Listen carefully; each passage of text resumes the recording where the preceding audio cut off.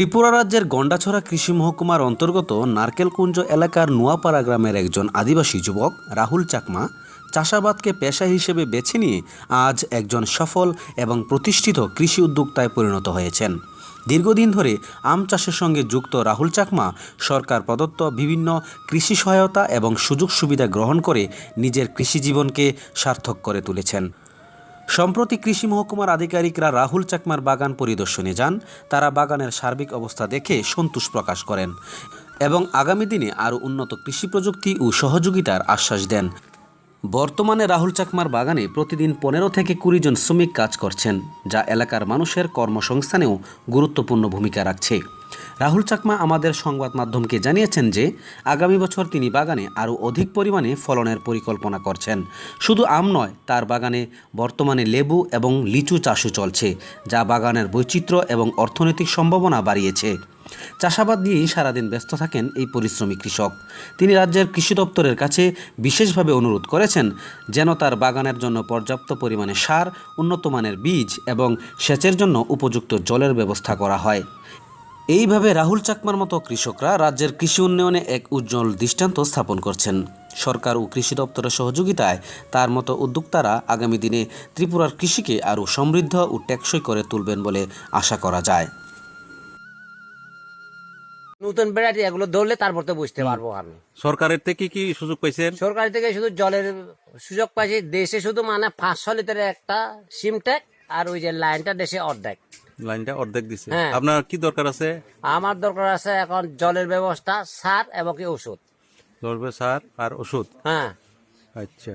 এখন ওইটা না দিলে তো গাছ ফলন ঠিক মতো হইতো না স্যার। তো আপনি এবার কত মনে করেন কত ইয়ে করছেন? এই বছর আমি ধরেন প্রায় 4 হইতে 5 লক্ষ টাকার আম বেচতে পারবো এই আশা আছে। গতবারের থেকে কি বেশি না কম?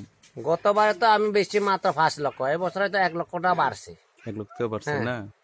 আচ্ছা, আমরা গন্ডাছড়া কৃষি মহকুমা অফিস থেকে কি কি সুযোগ সুবিধা পাইছেন? কৃষি মহকুমা থেকে পাইছি জলের ব্যবস্থা, শুধু জলের ব্যবস্থা পাইছেন, মানে আরো লাগে? আরো লাগে এবং কি আরো সার লাগবো, তারপরে জলের ব্যবস্থা লাগবো। এত 500 আছে, 500 লিটার দিয়া 500 সিমটেক পানি দিয়ে হইব নি স্যার।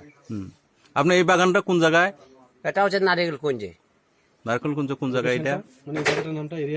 নারিকেল কুঞ্জ মানে ওই যে নতুন এই নোয়াপাড়া বলে, নোয়াপাড়া নারকেলকুঞ্জ মাছকলা এবং নোয়াপাড়া মাঝখানে এটা।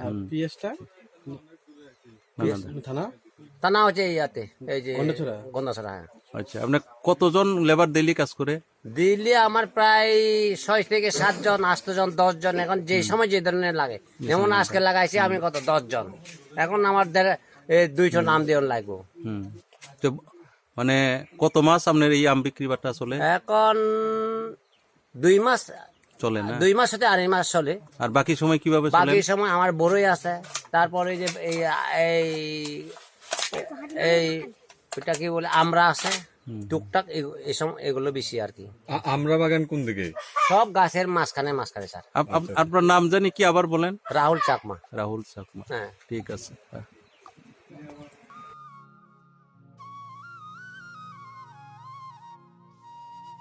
ঝরা দিন তোমার জীবন 7 রঙেতে হোক না রঙিন। শুভ জন্মদিন, শুভ জন্মদিন। যেমন আসে রাতের পরে সোনা ঝরা দিন, তোমার জীবন 7 রঙেতে হোক না রঙিন।